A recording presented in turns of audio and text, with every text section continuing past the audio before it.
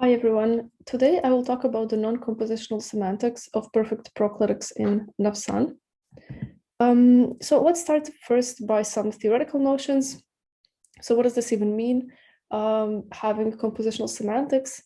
So a language is considered compositional, or here I have a quote from Dever, that when the meaning of each of its complex expressions is derived from the meanings of its simple expressions. And what does this mean? We can use an example of, for example, counterfactual past in English. And we can ask what would a semanticist that works with sort of a compositional framework, what would the semanticist ask themselves? And they would ask themselves, for instance, in English, when we say, if I arrived on time, I wouldn't have missed the movie, the beginning of the movie, for instance. We're using the past morphology in the arrived, right? And so we can ask, what is this past morphology contributing to the overall counterfactual context? If the whole expression is a counterfactual conditional, which is a modal context, why do we have past morphology here? So what is exactly the contribution of this element to the meaning of the overall expression? Because we assume that it adds up to the final meaning. Whereas if we approach this from a different perspective, we can consider that actually grammar is not necessarily compositional, but it is actually composed of conventional associations of form and meaning. And here I can give an example of a study made by Patrick Woodall and James Bednall for several non-Papuan languages in Australia. And they argue that when we have this composite TMA marking, which you can see in 3, when we have these subject markers, also very similar to the Oceanic ones, that also are portmanteau markers, in that they combine aspectual and modal meanings with subject marking, that they actually, in combining with sort of in restricting their space to combinations with only specific TMA markers here on the right, they are actually not compositional. It's not that they add a certain portion of the meaning and the TMA markers add another portion of the meaning, but they're actually conventionalized form meaning pairings, which can be analyzed as discontinuous word form. So let's now turn to Nafsan. So Nafsan is situated in Vanuatu, as you can see here, or is spoken on the island of Efate, in the south of the island of Efate, and it has been previously described by Nick Thieberger. There is also an extensive corpus from Nick Thieberger's work and a dictionary that is about to come out. And there is also some missionary work from the 19th century, usually translations of the Bible, which I will also use in this talk. So the methodology here, so this work is mainly based on my fieldwork on Nafsan, and the way I elicited my data and the way I tested for these semantic issues of whether, for instance, these perfect proclitics or the other ones actually encode perfect aspect or something else. This was done mainly through storyboards. Then we have questionnaires of the DAL type, which are quite common, especially for tense aspect and mood. And there are also some spontaneous dialogues that I collected. But in this work, I will not use only this data. I will compare these fieldwork data with the corpus by Thieberger, and I will also compare it to the Bible translation of Genesis by Reverend J.Cosh, which is from the 19th century. So let's now turn to the actual subject proclitics in Nafsan. So what are they and what paradigms do we have? So in Nafsan, as we can see, we have, according to Nick Thieberger in his grammar, we have the realis paradigm, we have the irrealis paradigm, and the perfect paradigm of proclitics. And they all have their own separate forms for each person. And it is important to sort of point out that there is no really way to sort of separate these morphemes into more formative parts. They really do seem to be very tight-knit morphemes. I reanalyzed in my previous work the realis paradigm as actually being sort of a general unmarked subject marking, because realis as a category should refer to actual world, sort of only past and present reference that is actually happening in the real world, and irrealis should be the one that is only appearing in non-actual contexts. But in Nafsan, we do find realis occurring in all sorts of contexts, sometimes even future contexts. And so therefore, these proclitics from now on, I will call them the general proclitics. Let's now turn to perfect. So what is perfect in general as a category? Now, regardless of proclitics or other markers, but in general, we usually start with the readings of English perfect as our starting point to talk about the semantics of perfect. Even though there might be, of course, language-specific properties, but these are sort of the basic meanings that are quite well cross-linguistically attested. At least a subset of these meanings will appear as a part of the perfect category in a certain language. And these are the resultative meaning, which is also called perfect of result. This will be something like John has arrived. Experiential, I have been to New York, for instance. Universal would be something like I have been living in Berlin since, I don't know, 2000 something. Hot news would be I have just arrived. And anteriority readings would refer to this past and future perfect. For instance, when you arrived, I had already left. So now let's jump a bit ahead into the data, to the actual data of my corpus, plus the corpus collected by Nick Thieberger. So this is sort of a quantitative measure of the occurrences of these proclitics. So all three paradigms, as we can see, we have the blue, which would be these perfect proclitics. Here they're called perfect agreeing because, as I will show, they don't really look like, they don't really denote perfect, it seems. Then we have this orangey color for general proclitics and green for irrealis. And then this shows the number of occurrences that are attested with each particular TMA marker. And this is very interesting because we can see, as I said about the realis proclitic, that this general proclitics, they kind of occur all over the place with modal markers marking counterfactual conditionals and markers like might and so on. So we see that they're really underspecified. But we will focus now on this P, or this perfect marker P in Nafsan, and we can see that here we have generally the co-occurrence with these perfect proclitics, but also a small amount with these general proclitics. So let's now turn to the perfect proclitics. So first of all, it's important to note that perfect P is here what we know for sure is marking perfect aspect in Nafsan, because we find meanings, we find it to express meanings that are typically associated with, cross-linguistically associated with perfect aspect. For instance, we get the meaning of resultative that I already mentioned, change of state meaning, which is, it can be analyzed as a variation of the resultative meaning, if you're interested in that. Then there's, of course, the experiential, universal, and past and future perfect. So these are prime, prime perfect meanings, and there is no doubt it denotes perfect aspect. And interestingly enough, it also has some effects. Not exactly semantic meanings, but restrictions that are also found in English perfect and many other languages with perfect aspect. So for instance, we cannot use definite temporal adverbs when P expresses present perfect. There's no tense, so P can be both a present and past and future perfect. And it can also not appear in narration, sort of in sequential narration, which is also not compatible with perfects. And so here I offer an example that kind of illustrates this. We have an example from Dahl's questionnaire. And so here we can see that a question asked at 9 o'clock, you ask someone, why do you look so tired? And the person answers, I wake up at 4 o'clock. And the answer here in Nafsan cannot include perfect. So just like in English, so we cannot use this kai pe construction. We have to say apilo with the general proclitic. And this is just like in English, we couldn't say I have woken up.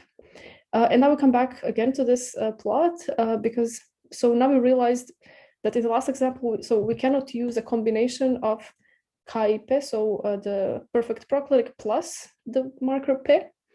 But if we look at this plot again, we notice that pe, this marker, can actually co-occur both with the perfect proclitics and the general proclitics. And these perfect proclitics don't appear anywhere else in the plot. They don't co-occur with any other markers.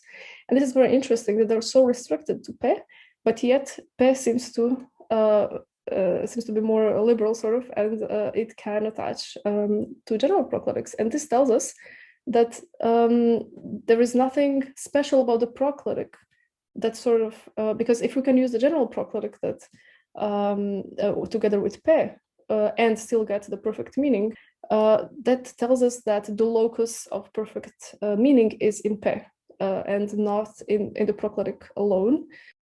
So first, a piece of evidence that we have that these proclitics are actually not perfect at all is the fact that they can appear in contexts where perfect is not possible. As we've seen in the previous example, we cannot use perfect with definite temporal adverbs. But that is exactly what happens here in this example with the perfect proclitic. When did Columbus arrive in America for the first time? He arrived in 1492. And so in this context, the speaker offered several examples, and then I asked about the perfect proclitic, could we use it? And this was accepted by the speaker. So we can say Columbus ki tasak. So we can use the perfect proclitic, but not pe, because pe actually marks perfect and it is incompatible with this. And so then we ask ourselves, what if they're not perfect, these proclitics, what is their semantics? And then we come to a problem that actually, when I tried to figure this out, I realized that in the modern data that I collected, these proclitics almost never occur alone. And the reason why we have it in this example is simply because I asked for it, and the speakers sort of accepted to use this this proclitic. But now I have a new plot that again counts occurrences of different combinations of proclitics and markers in different types of data. So first we have the corpus by Thieberger, then we have the storyboards and dialogues that I collected, and then we have the questionnaires that also I collected. And interestingly enough, when we look at the occurrences of these these proclitics, perfect proclitics alone, so without any other TMA marker, we see that in Thieberger's corpus, they appear more frequently actually than the proclitics occurring with pe, which is very interesting because then in my data, we get very, very low numbers. So I only got 10 occurrences, even though the overall number is comparable to Thieberger's corpus. I only got 10 occurrences of subject proclitic occurring alone, and then questionnaires only 4. And these are the ones I actually asked for. And these 10, almost, I think all of them are actually third person singular, which means there's something going on with the third person singular. But there's definitely a change that must have happened because this could not be just dependent on certain variables or genres or so on, because this is really such a huge difference. And what we see mostly in my data in this gray area is that the perfect proclitics occur with pe almost always. And we also have a much higher number compared to Thieberger's corpus of general proclitics. So this one is referring to the general proclitic with pe. And that is again a much higher number. So we see that something is going on, something is shifting here, and these perfect proclitics are now tightly bound to co-occurring with pe. And now let's turn to diachrony. What can actually explain this, right? Or can we find any evidence in diachronic data? So I looked at the Bible translation to Nafsan done by this missionary in the 19th century. And what is interesting here is that these so-called perfect proclitics are all over the place. They're very widespread. They're at least as frequent as the general ones. And they frequently occur with past reference, no indication of perfect meanings. So for instance, we have this example, and God said, let there be light for ki nang, he said, right, is used with this perfect proclitic. And we also have other examples that really tell us that this could not be perfect. And that is because we actually have a co-occurrence with this prospective marker or prospective realis marker that is actually quite opposite of perfect. It's a mirror image of perfect in the current modern Nafsan. And it appears in contexts where it's sort of comparable to sequential markers in many Oceanic languages. And so the fact that it shows up here used with ki, so with this perfect proclitic, tells us that this cannot be really perfect. So it doesn't have that meaning. Even then, it didn't have this perfect meaning. And then what do we find with perfect? And this is interesting. So what I found is that there is a perfect marker pe in this data, written as be, because there is no sonority difference anyway in Nafsan even today. And so we do find things like this, and whenever we do have the perfect proclitic with be, it does have the perfect meaning. And I can tell this only by the fact that it's translated with English perfect in every instance. So in this example, for instance, there he put the man whom he had formed. So we see past perfect with ki be. And then also we have the present perfect example. So this is showing us that the perfect existed, this proclitic was compatible with it, but again, when occurring alone, it didn't have the meaning of perfect. So we can conclude that these so-called perfect proclitics are not actually, they don't have perfect semantics on their own, and we cannot easily attribute them any other TMA meanings because we don't have enough instances in the modern data. The problem here is that they almost exclusively appear with the perfect pe, and in the diachronic data, these proclitics are more widespread when occurring alone, even in the data that was collected by Thieberger. And what I propose then is that these proclitics probably just denote subject, person, and number, even today, and form a conventionalized construction with the perfect pe in the modern language. So they don't actually contribute any TMA meanings compositionally to this overall construction, this perfect construction.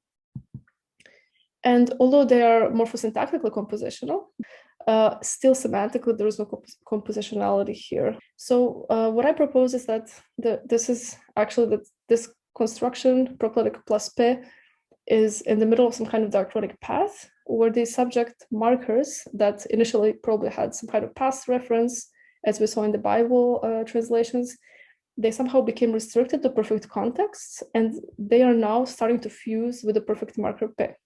And this is sort of inspired by the article by Ross and Lithgow about these Western Oceanic markers, for which they show that a lot of TMA markers that originally come from some Proto-Oceanic conjunctions, that they are now, or they have already fused with subject markers into portmanteau subject markers.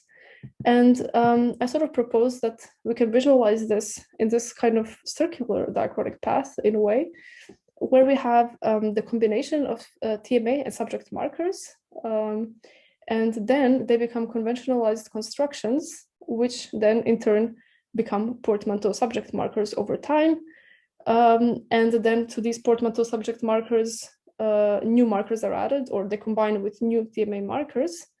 And then over time, these portmanteau subject markers in combination with these new TMA markers, over time, they also become conventionalized constructions. And then they form new portmanteau subject markers. And they can then re-enter the cycle again with other TMA markers. And so where Nafsan is right now, it's this sort of area where probably these perfect subject proclitics were already some kind of portmanteau subject marker, because as we saw, they are a bit more complex morphologically in comparison to the general ones. And yes, they were already portmanteau. Maybe they did have some kind of past reference. And then they started now co-occurring only with the perfect pe, and they're becoming more and more conventionalized.